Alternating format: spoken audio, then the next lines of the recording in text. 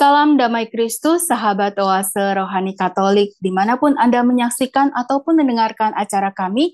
Kita berjumpa kembali pada kesempatan hari ini, hari biasa, pekan biasa yang keempat, dan juga merupakan peringatan wajib Santo Yohanes Bosco Imam. Bersama dengan saya, sudah hadir Romo Yohanes Budi STB dan saya Patricia Elsa. Kita menyapa dahulu Romo Budi. Romo, apa kabar Romo? Salam jumpa, kita ketemu lagi Romo. Terima kasih Elsa, saya syukurlah baik-baik. Kiranya juga demikian para pendengar, pemirsa dimanapun Anda berada. Ya, sehat dan semangat ya Romo. Amin, sama-sama. Ya, terima kasih Romo. Dan sahabat Oase Rohani Katolik, kita akan membuka acara ini dengan berdoa bersama dengan Romo Budi. Dalam nama Bapa dan Putra dan Roh Kudus. Amin. Amin. Allah Bapa yang Maha Pengasih, buatlah kami selalu menyadari kasih-Mu yang sungguh besar, pemeliharaan-Mu, campur tangan-Mu, dan juga karya keselamatan-Mu bagi kami. Bapa, hantarlah kami untuk melampaui hari baru ini dengan mata tertuju kepada Yesus Putra-Mu, agar kami dapat merasakan dan menghayati senantiasa bimbingan-Mu. Kami panjatkan ini kepadamu, Engkau yang hidup dan berkuasa, kini dan sepanjang masa. Amin. Amin. Santo Yohanes Bosco, doakanlah kami. Terima kasih Romo untuk doanya. Sahabat Oase Rohani Katolik, kita akan membaca dan mendengarkan bacaan dari surat kepada orang Ibrani, bab 12 ayat 1 sampai dengan 4. Saudara-saudara, kita mempunyai banyak saksi, bagaikan awan yang mengelilingi kita. Marilah kita menanggalkan semua beban dan dosa yang begitu merintangi kita, dan berlomba dengan tekun dalam perlombaan yang diwajibkan bagi kita. Marilah kita melakukannya dengan mata yang tertuju kepada Yesus. Dialah yang memimpin kita dalam iman, dan dialah yang membawa iman kita itu kepada kesempurnaan. Dengan mengabaikan kehinaan, Ia tekun memikul salib, ganti sukacita yang disediakan bagi Dia yang sekarang duduk di sebelah kanan tahta Allah. Ingatlah selalu akan Yesus yang tabah menanggung bantahan terhadap dirinya, bantahan yang datang dari pihak orang-orang berdosa. Janganlah kamu menjadi lemah dan putus asa, sebab dalam pergumulanmu melawan dosa, kamu belum sampai mencucurkan darah. Demikianlah sabda Tuhan. Syukur kepada Allah. Kita tanggapi dengan Mazmur tanggapan. Orang yang mencari Engkau ya Tuhan akan memuji-muji Engkau. Orang yang mencari Engkau ya Tuhan akan memuji-muji Engkau. Nazarku akan kubayar di depan orang-orang yang takwa. Orang miskin akan makan sampai kenyang. Orang yang mencari Tuhan akan memuji-muji Dia. Biarlah hati mereka hidup untuk selamanya. Orang yang mencari Engkau ya Tuhan akan memuji-muji Engkau. Segala ujung bumi akan menjadi sadar, lalu berbalik kepada Tuhan. Segala rumpun bangsa akan sujud menyembah di hadapannya. Ya, kepadanya akan sujud menyembah. Semua orang sombong di bumi, di hadapannya akan berlutut semua orang yang telah kembali ke pangkuan pertiwi. Orang yang mencari Engkau ya Tuhan akan memuji-muji Engkau. Dan aku akan hidup bagi Tuhan, anak cucuku akan beribadah kepadanya. Mereka akan menceritakan hal ihwal Tuhan kepada angkatan yang akan datang dan menuturkan keadilannya kepada bangsa yang akan lahir nanti. Semua itu telah dikerjakan oleh Tuhan. Orang yang mencari Engkau ya Tuhan akan memuji-muji Engkau. Sahabat Oase Rohani Katolik, marilah kita siapkan hati, kita akan mendengarkan bait pengantar Injil dan Injil suci menurut Markus bab 5 ayat 21 sampai dengan 43. Tuhan bersamamu. Dan bersama rohmu. Inilah Injil suci menurut Markus. Dimuliakanlah Tuhan. Sekali peristiwa, setelah Yesus menyeberang dengan perahu, datanglah orang banyak berbondong-bondong, lalu mengerumuni dia. Ketika itu, Yesus masih berada di tepi danau. Maka datanglah seorang kepala rumah ibadat yang bernama Yairus. Ketika melihat Yesus, tersungkurlah Yairus di depan kakinya. Dengan sangat ia memohon kepadanya, "Anakku perempuan sedang sakit, hampir mati. Datanglah kiranya, dan letakkanlah tanganmu atasnya, supaya ia selamat dan tetap hidup." Lalu pergilah Yesus dengan orang itu. Orang banyak berbondong-bondong mengikuti dia dan berdesak-desakan di dekatnya. Adalah di situ seorang perempuan yang sudah 12 tahun lamanya menderita pendarahan. Ia telah berulang-ulang diobati oleh berbagai tabib, sampai habislah semua yang ada padanya. Namun sama sekali tidak ada faedahnya, malah sebaliknya. Keadaannya makin memburuk. Dia sudah mendengar berita-berita tentang Yesus. Maka di tengah-tengah orang banyak itu, ia mendekati Yesus dari belakang dan menjamah jubahnya. Sebab katanya, "Asal kujamah saja jubahnya, aku akan sembuh." Sungguh, seketika itu juga berhentilah pendarahannya, dan ia merasa badannya sudah sembuh dari penyakit itu. Pada ketika itu juga Yesus mengetahui bahwa ada tenaga yang keluar dari dirinya. Maka ia berpaling di tengah orang banyak itu dan bertanya, "Siapa yang menjamah jubahku?" Murid-muridnya menjawab, "Engkau melihat sendiri bagaimana orang-orang ini berdesak-desakan dekatmu. Bagaimana mungkin engkau bertanya, 'Siapa yang menjamah aku?'" Lalu Yesus memandang sekelilingnya untuk melihat siapa yang telah melakukan hal itu. Maka perempuan tadi menjadi takut dan gemetar sejak ia mengetahui apa yang telah terjadi atas dirinya. Maka ia tampil dan tersungkur di depan Yesus. Dengan tulus, ia memberitahukan segala sesuatu kepada Yesus.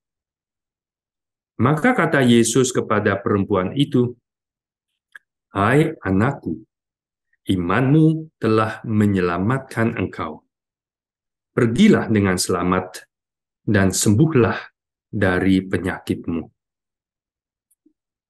Ketika Yesus masih berbicara, datanglah orang dari keluarga kepala rumah ibadat itu dan berkata, "Anakmu sudah mati.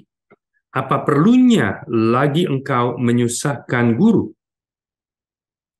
Tetapi Yesus tidak menghiraukan perkataan mereka dan berkata kepada kepala rumah ibadat, "Jangan takut, percaya saja." Lalu Yesus tidak memperbolehkan seorang pun ikut serta kecuali Petrus, Yakobus, dan Yohanes, saudara Yakobus. Dan tibalah mereka di rumah kepala rumah ibadat, dan di sana Yesus melihat orang-orang ribut, menangis, dan meratap dengan suara nyaring. Sesudah masuk, Yesus berkata kepada orang-orang itu, Mengapa kamu ribut dan menangis? Anak ini tidak mati, tetapi tidur." Tetapi mereka menertawakan dia. Maka Yesus menyuruh semua orang itu keluar.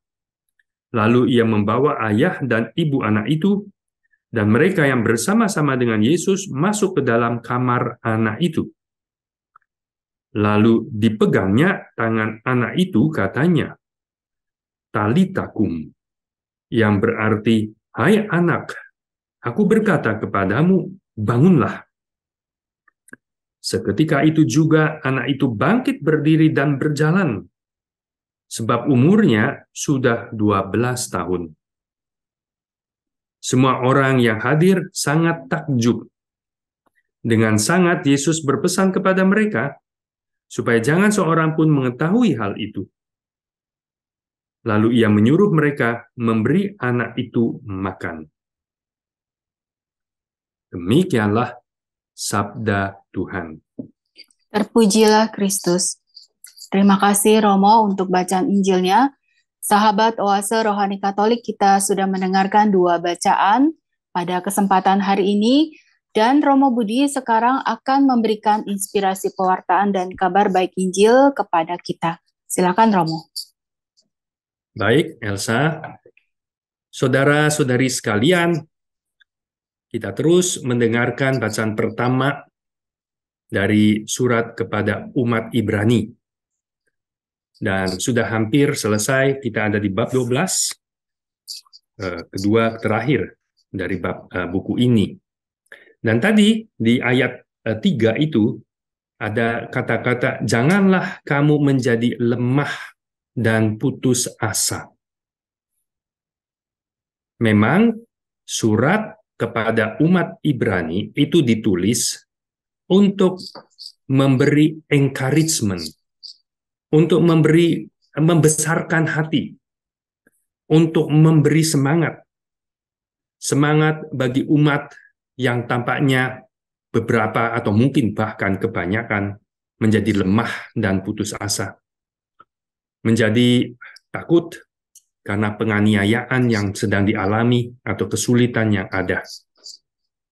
Dan 4 ayat itu kalau kita baca pelan-pelan, kita rasa-rasakan, saya harap bisa sungguh merasakan sangat memberi semangat. Memberi semangat kepada kita untuk apa? Untuk terus melanjutkan perjuangan.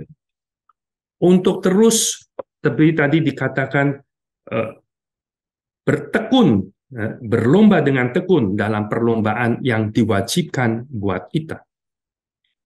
Jadi di gambaran hidup bisa dipandang sebagai sebuah perlombaan, sebagai race, perlombaan, perjuangan. Dan perjuangannya perjuangan apa? Tidak lain adalah perjuangan iman, perlombaan iman.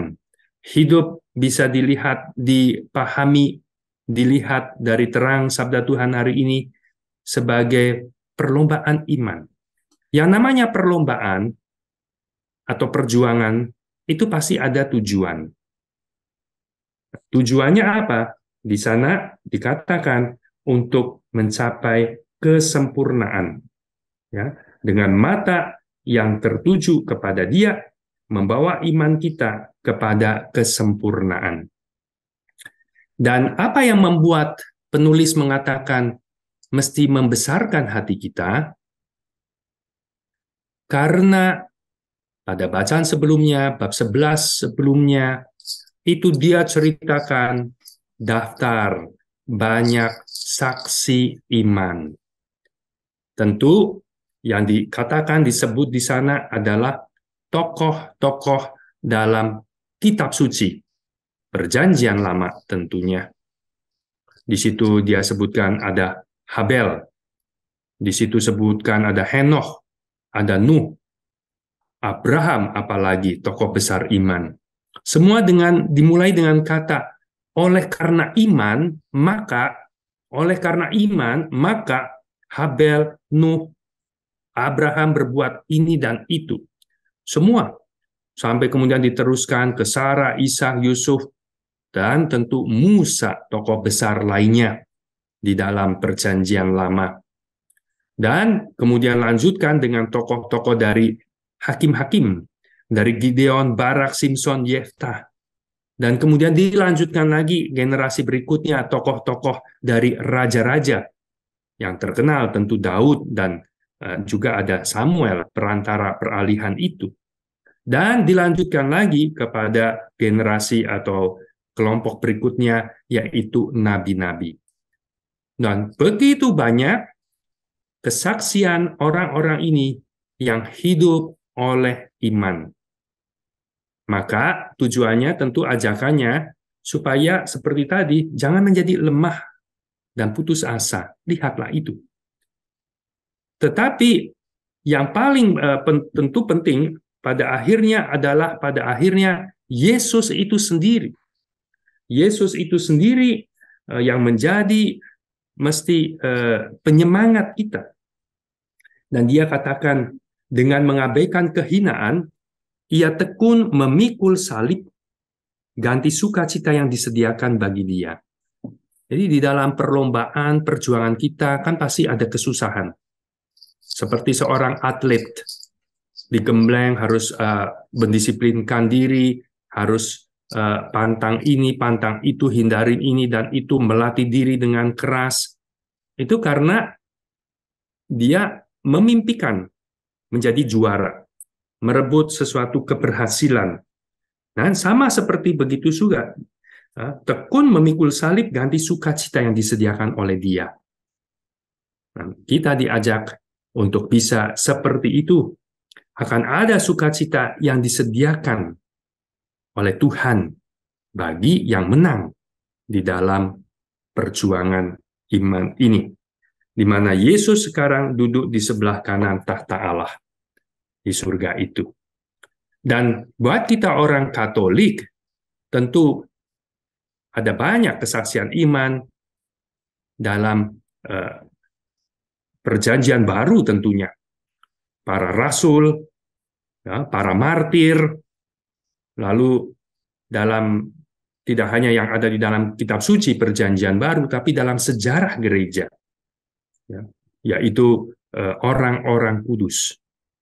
Orang-orang kudus, mulai dari para martir, para pertapa, sama orang-orang yang membaktikan hidupnya sepenuhnya untuk Tuhan, dan semua orang dari berbagai kalangan begitu, orang dalam kehidupan yang suami, istri, bahkan ada raja, ada ratu yang menjadi kudus, dan ada remaja-remaja bahkan yang menjadi kudus. Jadi itu panggilan untuk kita semua menuju kepada kekudusan, kesempurnaan itu, dan inilah perlombaan yang diwajibkan itu. Kebetulan tanggal 31 ini saya diminta untuk mengisi renungan di sini. Adalah kita sedang merayakan, tadi Elsa sudah sebut, dalam liturgi 31 Januari selalu peringatan Santo Yohanes Bosco. Biasa dipanggil akrab dengan julukan sapaan Don Bosco. Dan Don Bosco itu pendiri tarekat di mana saya termasuk anggotanya. Saya Pastor Budi atau Romo Budi SDB, Salesian Don Bosco. Nama Salesian karena Don Bosco waktu mendirikan serikat, ya, itu memilih seorang kudus yang menjadi inspirasi, penyemangat, teladan, model, itu Santo Fransiskus dari Sales. Dia adalah seorang uskup Jenewa yang cerdas, yang penuh cinta kasih, terkenal dengan kelemah lembutannya. Dan Don Bosco ambil orang ini menjadi pelindung serikat yang dia dirikan, dan juga menjadi keutamaan yang perlu diteladani, yaitu kelemah lembutan, kesabaran. Karena kerja untuk orang muda, pendidikan orang muda pada masa akil balik, pencarian diri, identitas, dengan penuh energi, mungkin juga kenakalan, orang muda, remaja, butuh banyak kesabaran, butuh banyak kelemah lembutan, butuh banyak cinta kasih yang penuh menarik, dan itu Fransiskus Sales terkenal itu. Sehingga kami disebut sebetulnya Salesian, para pengikut spiritualitas Santo Fransiskus Sales. Tapi ketika Santo Yohanes Bosco sudah menjadi kudus, menjadi santo, ya kami juga mau ada Salesian Don Bosco. Ya. Dan di dalam salah satu homili kepada anak-anak, Don Bosco membuat pendidikan untuk remaja, untuk orang muda, dalam satu kesempatan, yaitu pesta Hari Raya Orang Kudus. Dan dia memberi homili dengan 3 poin, bahwa panggilan Allah untuk kita semua adalah kepada kekudusan. Lalu yang kedua, tidak sulit menjadi kudus. Dia bilang begitu, tidak perlu kayak harus membuat mukjizat atau harus laku tapa jadi pertapa. Tidak. Di tempat kita, apapun dalam kondisi kita, bahkan remaja, ya, asal kamu melakukan tugas-tugasmu dengan baik, ya, kamu juga mengikuti hidup sebagai orang Kristiani yang benar dan penuh dengan kegembiraan, itu jalan sudah menuju kekudusan.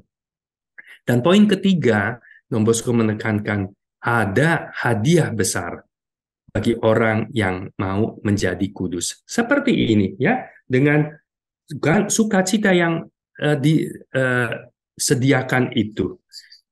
Demikian maka yang saya mau sampaikan, kita semua dibesarkan hati oleh bacaan pertama ini, dan semoga juga oleh kesaksian orang-orang kudus, kesaksian iman, diantaranya hari ini kita rayakan Don Bosco.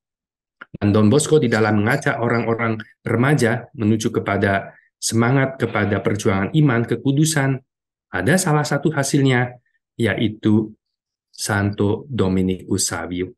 Belum 15 tahun, akhirnya dia sudah dinyatakan menjadi kudus. Benar kata-kata Don Bosco, ya, kekudusan itu adalah perjuangan iman untuk kita semua. Dan semua dipanggil untuk sampai kepada tujuan tersebut.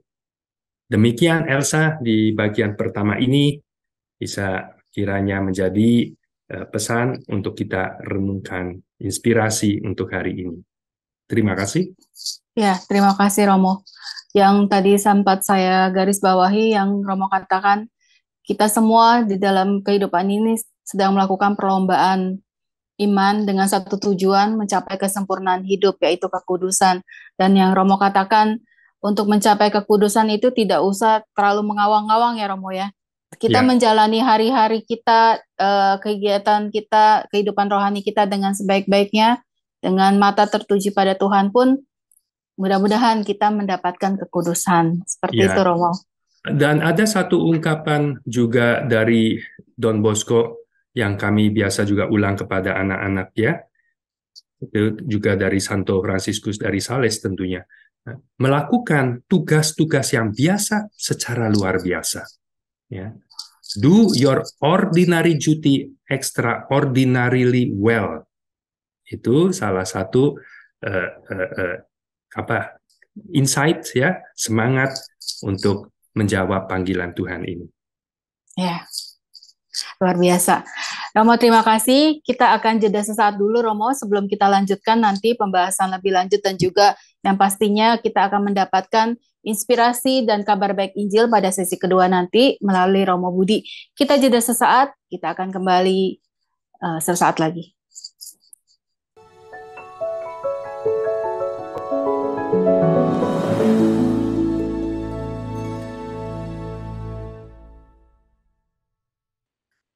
Sahabat Oase Rohani Katolik, terima kasih Anda masih menyaksikan Oase Rohani Katolik pada hari ini, dan kita sudah bersama-sama mendengarkan inspirasi pewartaan dari bacaan pertama tadi yang diberikan oleh Romo Yohanes Budi Raharjo STB, yang akrab kita sapa dengan Romo Budi. Dan sekarang Romo akan melanjutkan kembali bahasan ataupun isi dari kabar baik Injil, dan hari ini cukup panjang ya, Romo ya, dari Ya, Markus, dan ini tentang mukjizat yang dilakukan oleh Yesus. Nah, persilakan Romo untuk waktu dan kesempatannya. ya. Betul, Elsa, bahwa perikopnya cukup panjang, tapi sebuah cerita kisah kejadian. Dan biasanya kalau mendengarkan kejadian, ya lebih nggak terasa panjangnya. Karena kalau kita larut dalam cerita yang sedang diutarakan. Tentu bukan pertama kali kita semua mendengar ini, tetapi selalu menarik dan itu panjang karena sebetulnya ada dua kejadian ya. Diminta oleh Yairus untuk Yesus menyembuhkan putrinya, tapi di tengah jalan ada seorang wanita yang juga mau mencari kesembuhan. Dan di situ seperti ada tersisipkan di situ, baru dilanjutkan lagi. Dan kalau kita melihat dengan tadi renungan dari pesan bacaan pertama, bisa kelihatan juga kita bisa ada satu yang bisa kita sambungkan, yaitu tentu bicara tentang iman. Karena yang pertama tadi tentang ada banyak kesaksian iman dari orang-orang tokoh-tokoh itu dalam perjanjian lama. Tentu kita tahu sekarang kita punya perjanjian baru, punya tokoh-tokohnya juga. Dalam gereja seperti tadi saya bilang ada santo dan santa. Itu tokoh-tokoh orang-orang yang berhasil dalam perjuangan iman di dunia ini. Dan bacaan Injil bicara juga tentang iman yang menyelamatkan. Seperti kata Yesus tadi kepada perempuan yang sakit pendarahan, imanmu telah menyelamatkan engkau. Dan ketika sudah mau sampai ke rumah Yairus, dan orang bilang, ngapain? Ya, menyusahkan guru, anakmu sudah mati. Dan Yesus bilang, jangan takut, percaya saja, berimanlah. Maka kamu akan selamat. Boleh dibilangkan seperti itu. Jadi, iman itu menyelamatkan. Dialami oleh wanita sakit pendarahan itu, dialami kemudian oleh kehidupan lagi, bahkan hidup lagi anak dari Yairus itu. Dan buat kita, ini bisa memberikan satu insight, inspirasi, pesan bahwa iman itu menyelamatkan, bukan hanya menyangkut soal badan.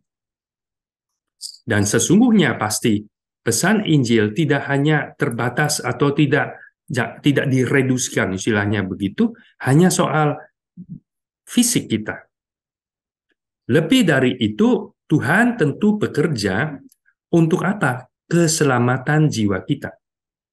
Seperti dalam perikop tulisan lain dikatakan, apa gunanya orang memperoleh seluruh dunia dan kehilangan nyawanya, jiwanya. Ya.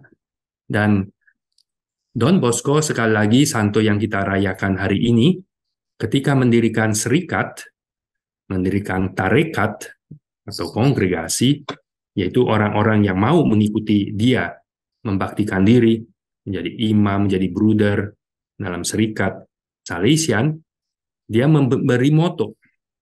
Motonya buat dia dalam bahasa Latin, damihi animas cetera tolle.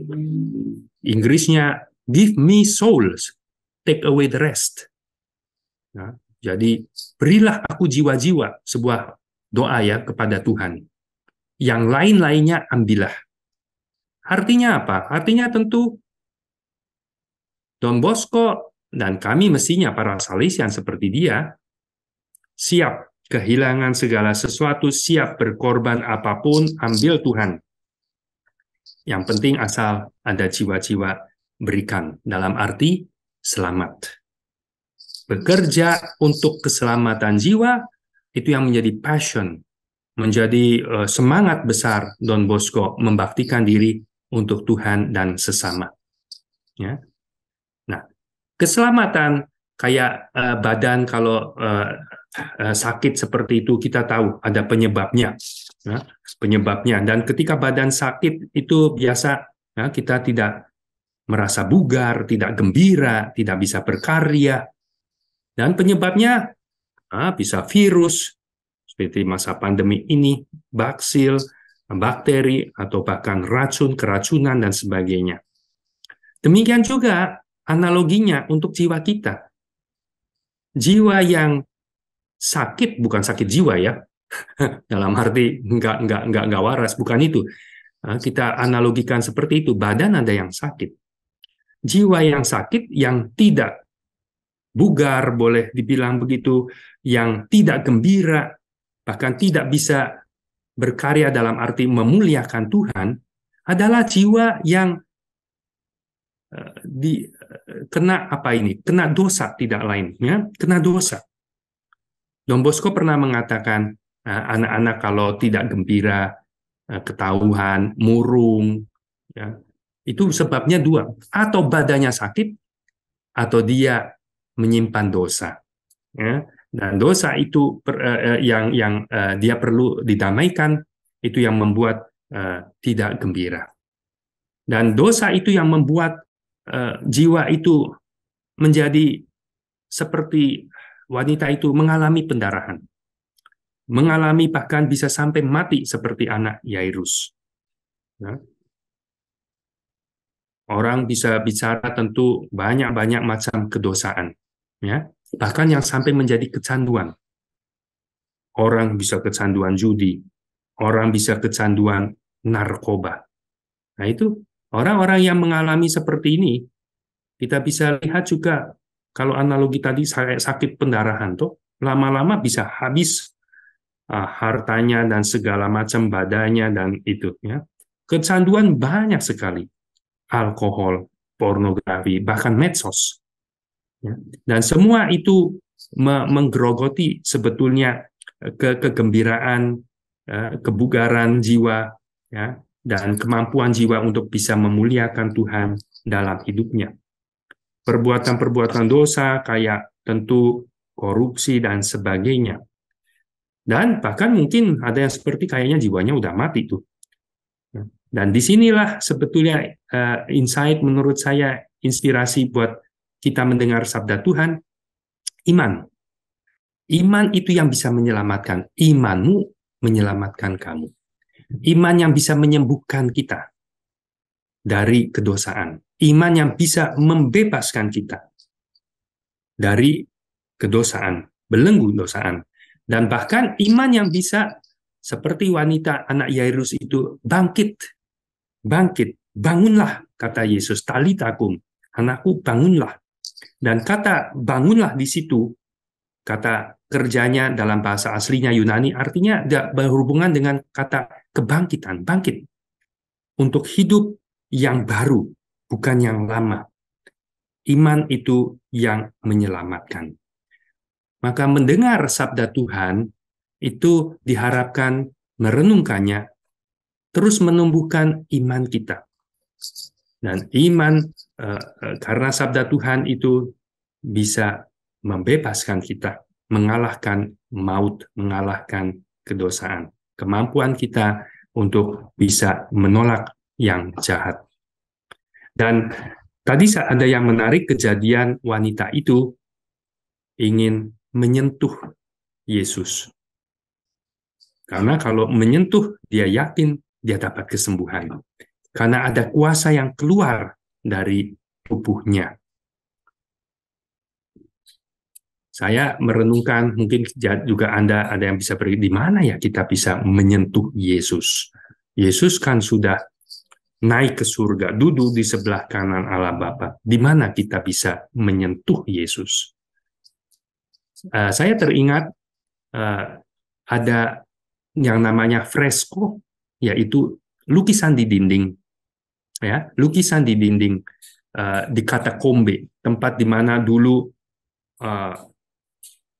orang-orang Kristiani perdana di Roma waktu penganiayaan tinggal di bawah tanah, bersembunyi, berkumpul, beribadah, ya. Ada lukisan, dan lukisannya ini salah satunya di dinding itu. Seorang wanita yang menjamah kaki Tuhan Yesus, jubah Tuhan Yesus.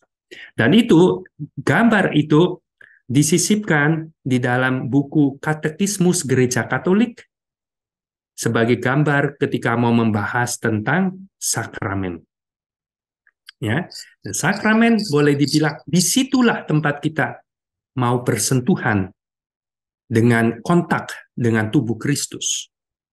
Lewat sakramen, yang seperti tadi Yesus bilang, siapa yang menyentuh aku, ada kuasa yang keluar dari diriku. Lewat sakramen, kuasa kesembuhan itu, penyelamatan itu disalurkan dari Tuhan Yesus kepada kita. Mulai dari pembaptisan. Ketika orang sadar, aku orang berdosa dan menjadi percaya, bagaimana untuk diselamatkan? Lewat pembaptisan. Dan dengan pembaptisan itu, kita bisa bayangkan seperti Yesus mau katakan kepada perempuan itu, Talita kum, bangkitlah. Tinggalkan semua manusia lama itu dan hidup sebagai manusia baru. Ya. Dan ketika ternyata kita antusiasme, apalagi baptis dewasa, hidup baru menghayati, sangat dihayati, lalu kemudian karena kelemahan jatuh di dalam dosa, dan di situ di mana aku bisa menyentuh lagi kuasa Tuhan untuk memulihkan diriku, ada sakramen tobat. Ya, di lewat sakramen tobat mendapat pengampunan dan di situ mendapat kesembuhan lagi dari Tuhan Yesus. Dan teristimewa sakramen yang paling agung adalah Ekaristi. Dan setiap kali kita merayakan Ekaristi, kita mau bersentuhan dengan Tuhan Yesus. Ya, Tuhan Yesus yang mengatakan, dan bagus sekali waktu mau menerima komunikan, inilah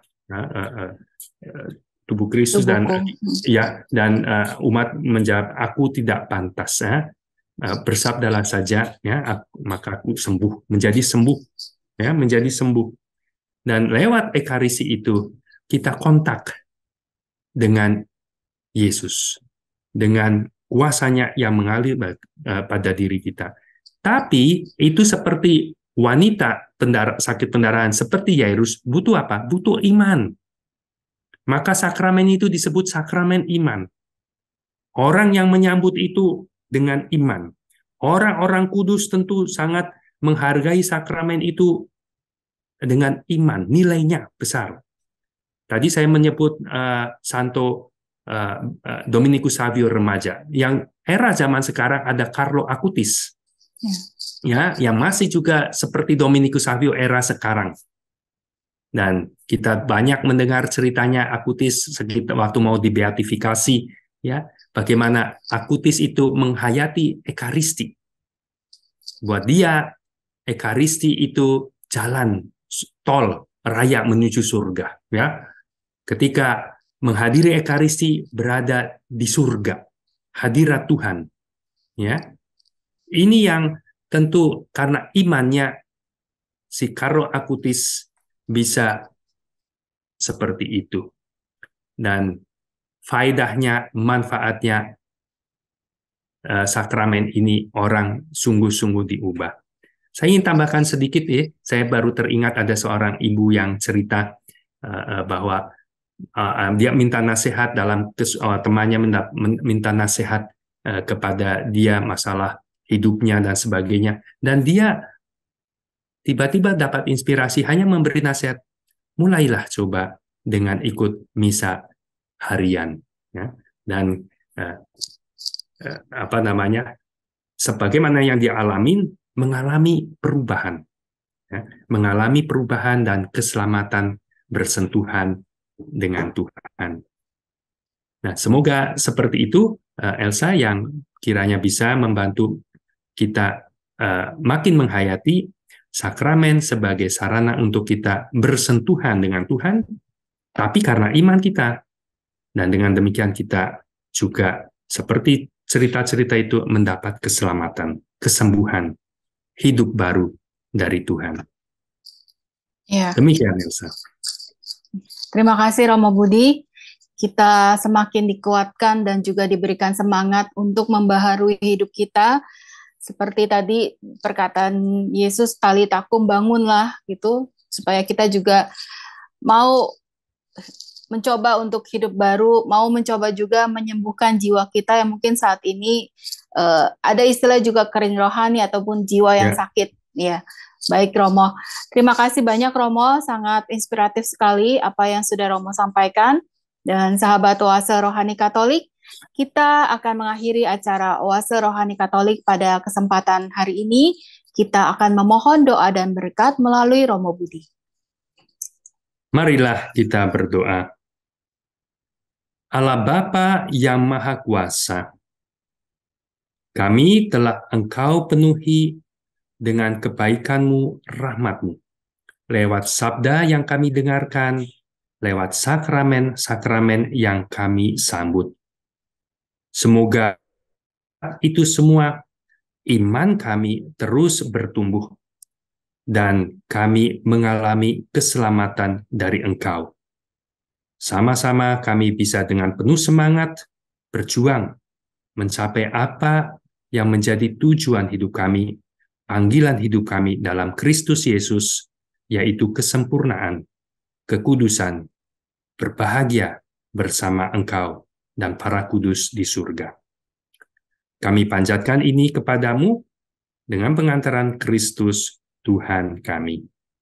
Amin. Amin. Tuhan bersamamu, Dan bersama rohmu.